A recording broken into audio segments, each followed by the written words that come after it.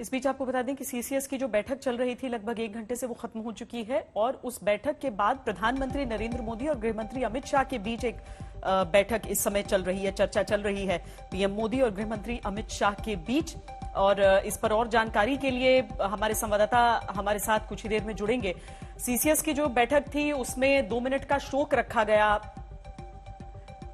आज जो हेलीकॉप्टर हादसा हुआ है जिसमें जनरल बिपिन रावत, उनकी पत्नी समेत 13 लोगों की जान गई है। हिमांशु मिश्रा हमारे साथ जुड़ गए हैं। हिमांशु,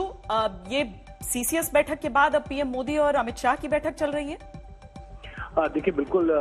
सीसीएस की बैठक खत्म हो गई है और लगभग 15 मिनट हो चुके हैं श्वेता इस बैठक को खत्म हुए, और उसके बाद पीएम मोदी और गृह मंत्री अमित शाह की बैठक चल रही है और दोनों डिस्कस कर रहे हैं। जहां तक हम एक अंदाजा ही लगा सकते हैं कि दोनों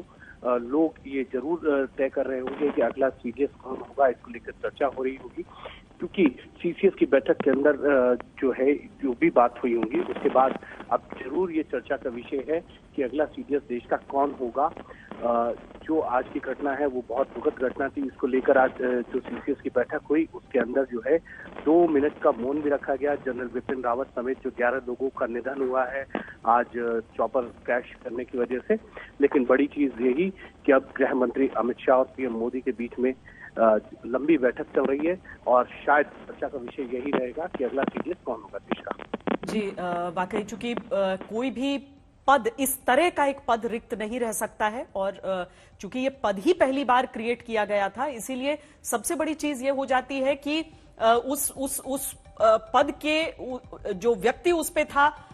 उसके न रहने पे क्या कोई एक सांकेतिक चीफ उस समय रहेगा, क्योंकि सीडीएस का जो पद होता है हम आपको बता दें कि तीनों सेनाओं पर अव्वल तो रोटेशन के साथ होना था, दूसरा जो तीनों सेनाओं के प्रमुख रहेंगे उसमें जो सीनियर मोस्ट रहेगा वो उस पद पर रहेगा।